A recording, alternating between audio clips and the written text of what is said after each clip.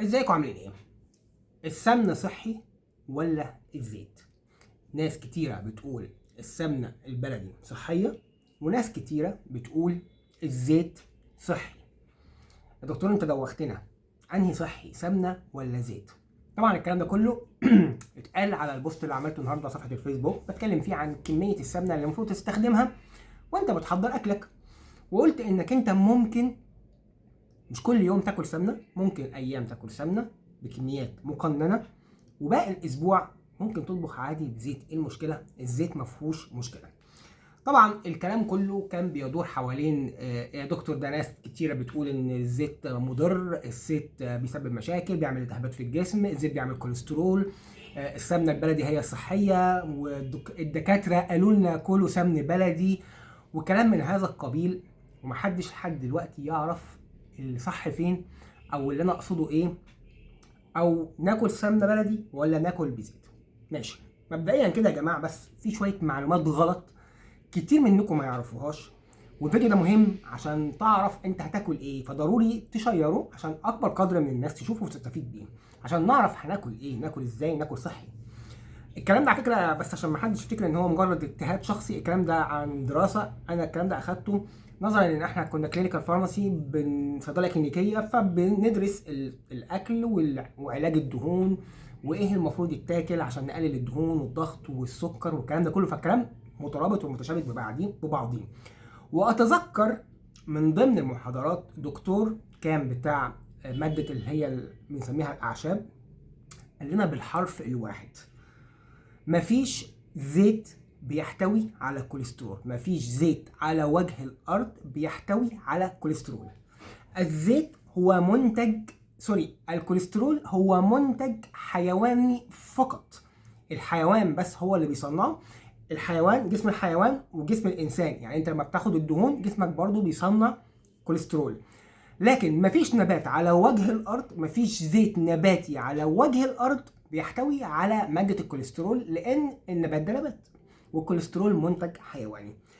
وكتير من الاعلانات زمان اتذكر اشتغلوا على الحته دي، يقول لك زيت خالي من الكوليسترول، زيت خالي من الكوليسترول، زيت خالي من الكوليسترول، ويحتوي على مضادات الاكسده وفيتامين الف وفيتامين اي ومش عارف ايه، عشان هو اصلا مفيش زيت يحتوي على كوليسترول. فهو بيشتغلك بالبلدي كده، يقول لك خالي من الكوليسترول. طب ما هو خالي من اي زيت، خالي من الكوليسترول، زيت العباد خالي من الكوليسترول، زيت الذره خالي من الكوليسترول، زيت النخيل المضر اللي مش حلو خالي من الكوليسترول.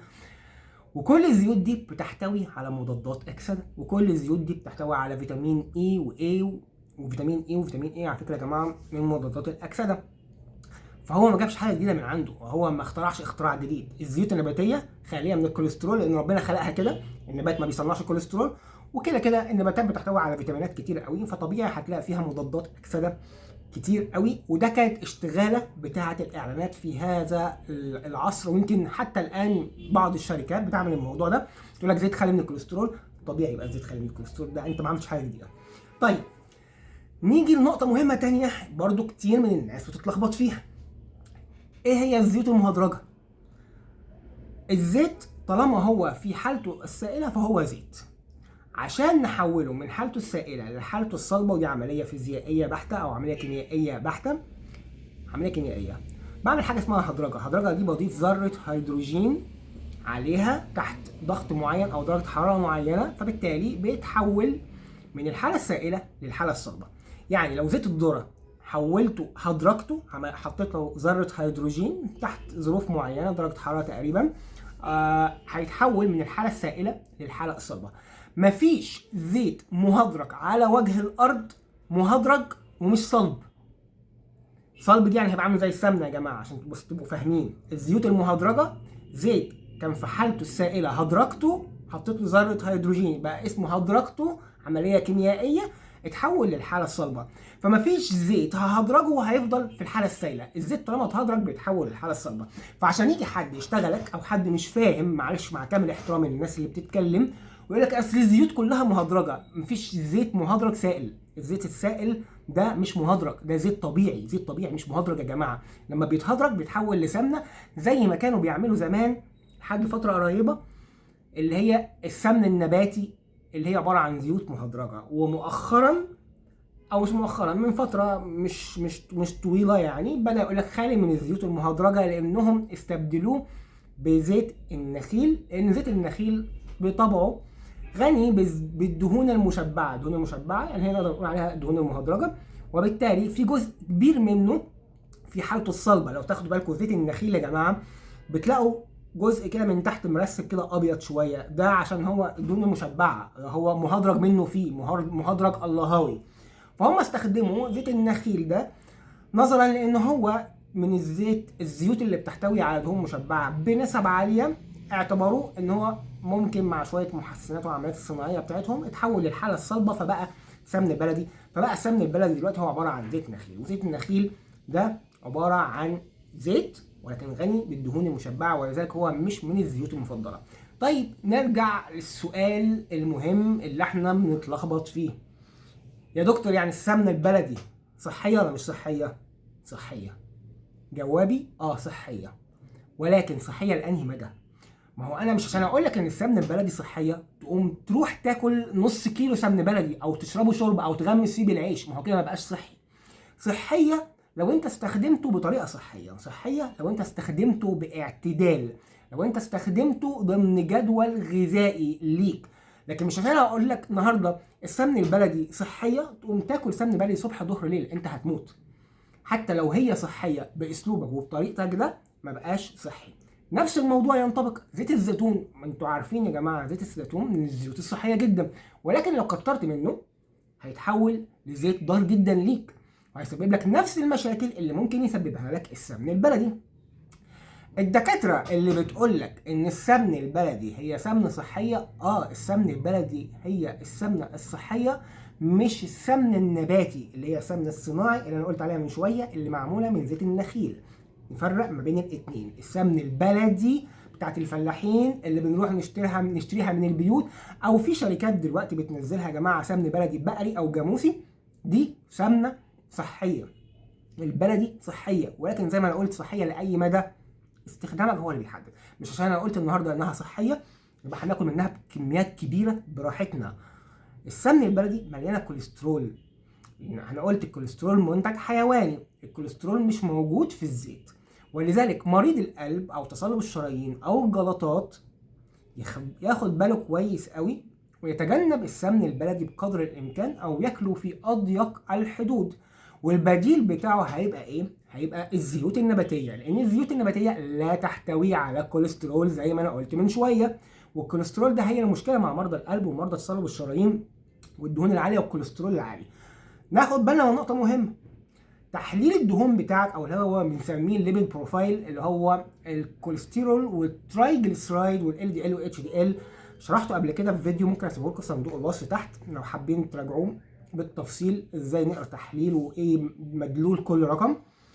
الكوليسترول ده نوع من انواع الدهون ناتج عن الدهون الحيوانيه اللي فيها كوليسترول، ده امر منتهي منه. الترايجليسرايد يا جماعه ده نوع من انواع الدهون، ولكن هو مش ناتج عن الكوليسترول، هو ناتج عن استهلاكك المفرط في السعرات الحراريه سواء نشويات او سكريات او ممكن حاجه مثلا زي الزيوت، لان الحاجات دي كلها في الاول والاخر بتدور في جسمك بتتحول لسعرات حراريه جسمك غير او جسمك مش محتاجها، وبالتالي بيخزنها في صوره الترايجليسرايد اللي هي الدهون الثلاثيه. الدهون الثلاثيه دي هي مخزن الطاقه بتاع جسمك، بيتحول فيها اي سعرات حراريه زياده عن احتياجك اليومي تتخزن في صوره الدهون الثلاثيه. اذا الليبيد بروفايل عندك او الدهون او تصلب الشرايين ممكن يحصل نتيجه الكوليسترول اللي هي السمن النباتي، سوري اللي هي السمن البلدي عشان هي غنيه بالكوليسترول. ممكن تحصل برضو نتيجه وجود الدهون المشبعه اللي موجوده في السمن النباتي، واللي موجوده على فكره يا جماعه في زيت النخيل اللي بيتقلي بيه الطعميه. زيت النخيل اللي بيستخدم استخدامات واسعه في كل حاجه تقريبا، سواء طعميه سواء اللي بيتقلي بيه في المحلات الفراخ المقليه او اللي بيتعمل منه حاجات المخبوزات في الافران. زيوت اللي هي بتتعمل بالسمن اللي هي السمن النباتي بيستخدموها المحلات باعتبار انها بطعم وريحه السمن الفلاحي، فهو مش هيحتاج يستخدم سمنه بلدي، هو بيستخدمها عشان تديله طعم وريحه السمن الفلاحي، فبالتالي تبقى حاجته حلوه وتتباع. دي كلها ان ما كانتش بتاثر على الكوليسترول فهي بتاثر بشكل غير مباشر لان بتحتوي على نسب من الدهون المشبعه العاليه اللي جسمك بيستخدمها في انتاج الكوليسترول مره تانية. يعني الشخص اللي عنده تحاليل الكوليسترول عاليه او عنده مشاكل في القلب والشرايين ياخد باله ان هو لو بيحصل على الكوليسترول من السمن الحيواني او السمن البلدي الطبيعي، فجسمه بيكون مره تانية كوليسترول من جوه، فكده هو بياخد ازيد من احتياجه بكتير قوي. ضروري يا جماعه نفهم ان استخدامك للحاجه هي اللي بتحدد طبيعه ضررها. الزيوت صحيه ولا مش صحيه؟ الزيوت صحيه يا جماعه. احنا مش بنشرب زيت، احنا الزيت بنستخدمه على قد الاكله. المفروض ما نكبش الزيت كب. احنا الزيت بيتعاير يا جماعه في الاكل، فما تقوليش لا اصله بيعمل امراض وبيعمل التهابات وبيعمل. انت بتشرب كوبايتين زيت في اليوم؟ لا، انت بتاخد على قد احتياج الاكله بتاعتك. انت المفروض تقنن كمياتك في الاكل، والطبيخ اللي بتطبخيه المفروض تحددي كميات الزيوت، سواء زيوت او دهون، سمن نباتي سمن حيواني او زيوت. طيب الزيوت صحيه يا دكتور؟ الزيوت صحيه. زيت اولهم زيت الزيتون صحي جدا. وعلى فكره يا جماعه زيت الزيتون ممكن يتقلي بيه، عشان الناس تقول لك لا زيت الزيتون مش بتاع عليه، هو غالي وهيبقى مكلف جدا لو قلينا بيه.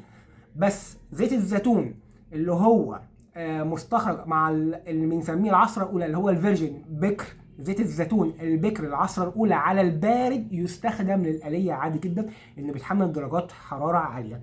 بعد زيت الزيتون زيت الذره حلو جدا للاكل، لان درجه التبخر بتاعه او درجه الاحتراق بتاعته مش عاليه قوي، عاليه.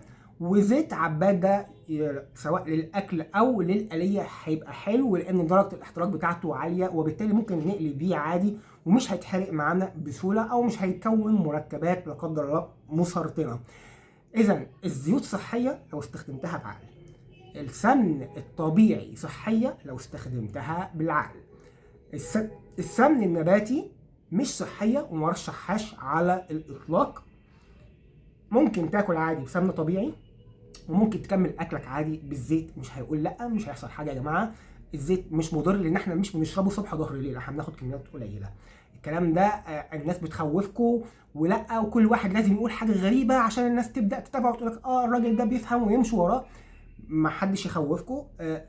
طول عمرنا بناكل على فكره زيت من زمان، وطول عمرنا بناكل سمن بلدي، بس ناخد بالنا ان السمن البلدي الناس اللي بتقول لك ما احنا جدودنا كانوا بياكلوا وصحتهم زي الفل، مفيش بني ادم سواء في جدودنا بيقول لك صحتهم زي الفل هتلاقي عنده تصلب في الشرايين، هتلاقي عنده امراض قلب، هتلاقي عنده جلطات، هتلاقي عنده سكر، هتلاقي عنده ضغط، زياده الوزن يعتبر من الامراض المزمنه دلوقتي.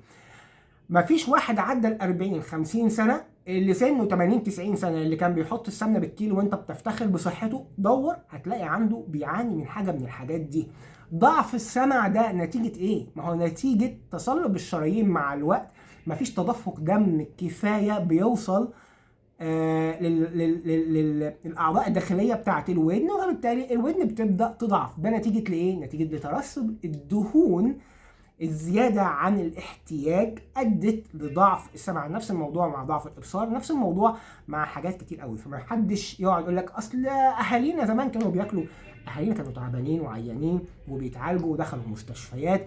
لو كانت حالة أو 2 حالات فردية يا جماعة، فما نعممش وما نخليش الناس التانية تصدق كلامكم، عشان الناس التانية ما يحصلهاش مشاكل بسببكم. يعني خلينا نحاول بقدر الامكان نقول للناس الاكل الصحي والصح وغلط. احنا ما بنحرمش حاجه، ما بنمنعش حاجه، ما بنحرمش نفسنا من حاجه، ولكن خلي بالك من الكميات. بس ده كل اللي انا عايز اقوله، خلي بالك من الكميات، استخدم كل حاجه ولكن باعتدال. يا رب تكون الرساله وصلت، وما ننساش نشير الفيديو ده عشان كل الناس تعرف الحقيقه وتصحح المعلومات المغلوطه والكل يستفيد. اشوفكم على خير يا رب ان شاء الله الفيديو الجاي.